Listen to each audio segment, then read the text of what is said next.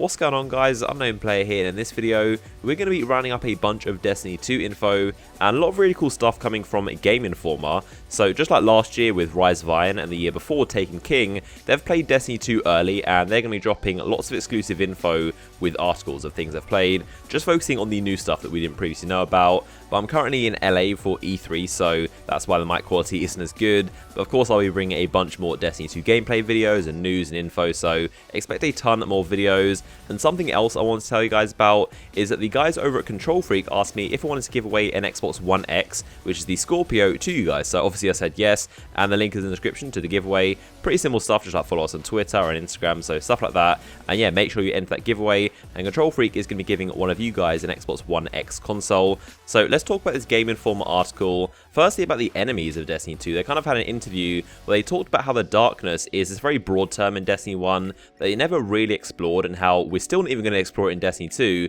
Destiny 2 story is mainly about the Cabal and their invasion, but apparently in later installments, so Destiny 3 and 4 I'm guessing, that's when the darkness is going to start to appear, and that's when that storyline is really going to get fleshed out. But right now, the Cabal are apparently nothing to do with the darkness, and Noseworthy said that they're not of the darkness or its representatives. The Hive are the closest because they worship the darkness, but so far, the darkness is nothing we've seen so far in Destiny 1. So kind of interesting to know there's this massive threat still out there that we still haven't even seen, but of course in future games going to find out.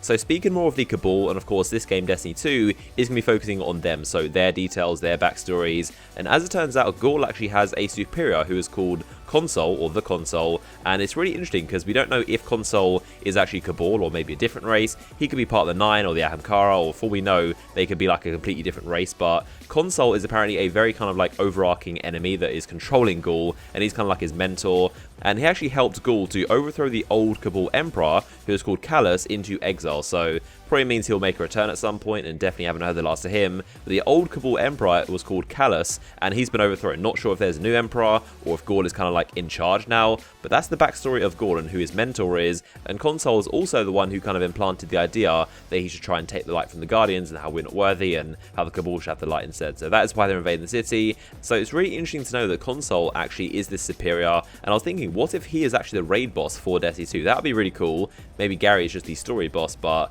I'm sure we're going to face him later down the line, either in Destiny 2 or the DLCs, or maybe even Destiny 3, but Consul is definitely a very big character. So Game Informer also talked about the narrative for Destiny 2. So they said how it's far more player focused this time. There aren't going to be Grimoire Cards for Destiny 2, of course on the website as we already know, but they said they aren't going to be getting rid of the deep lore. So the actual locations and planets are invested with greater story and world building with voice characters, so the NPCs are already seen, and this apparently creates opportunities for narrative discovery, and the result is an explorable landscape that must be played to be fully understood. So it sounds like the lore is much more invested into the patrol mode, where you'll find a bunch of the story details, because obviously the NPCs and the adventures and the quests and all that stuff, it seems like that's the main place to get your story as opposed to the Grimoire Cards.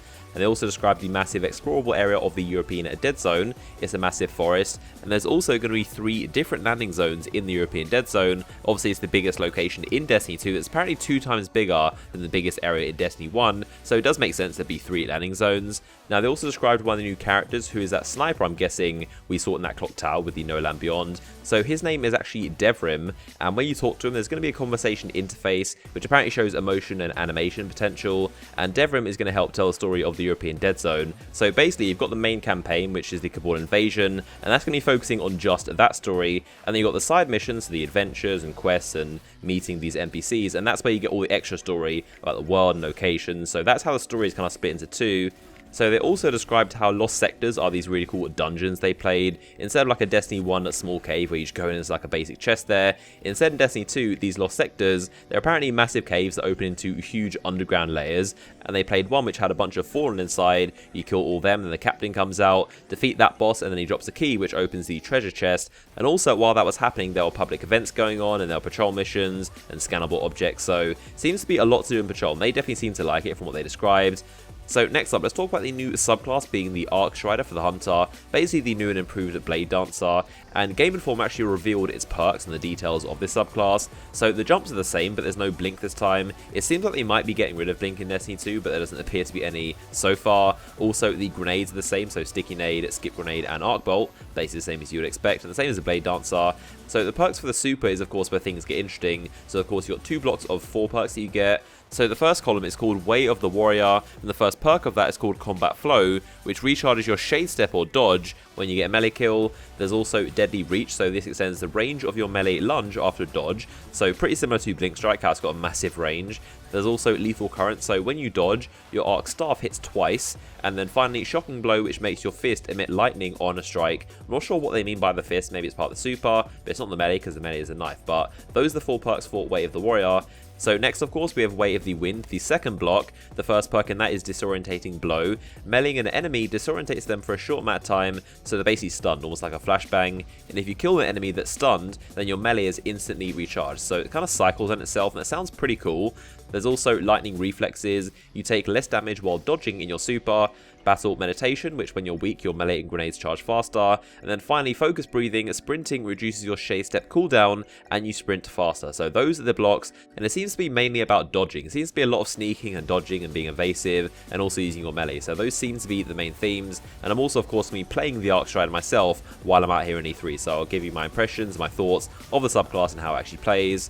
So next up, let's talk about Crucible. They discuss some pretty interesting things, and mainly the playlist. Apparently they're split into 2 main ones. So there's Quick Play first off, which has the modes Control, Clash, and Supremacy. So that confirms that those modes are returning. We didn't previously know they were. You kind of probably could have guessed they would, but now we know Control, Clash, and Supremacy are in Destiny 2. And this is the casual kind of playlist, where they call the party games. And there's also the competitive playlist. Now this has 2 modes so far.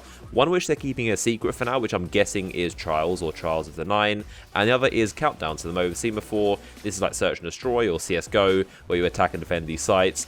But it's really interesting to see they're actually splitting the Crucible into these 2 sections. Like, it's not just going to be all one place. And maybe Trials or this competitive mode might actually be ranked somehow or have a ranking system.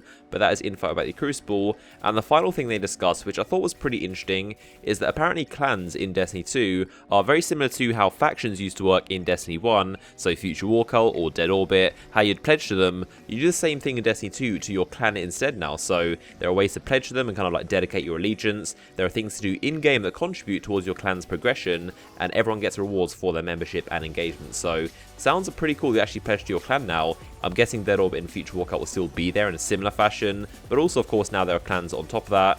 But there you go, that is basically a roundup of my highlights of everything Game Informer have said about Destiny 2.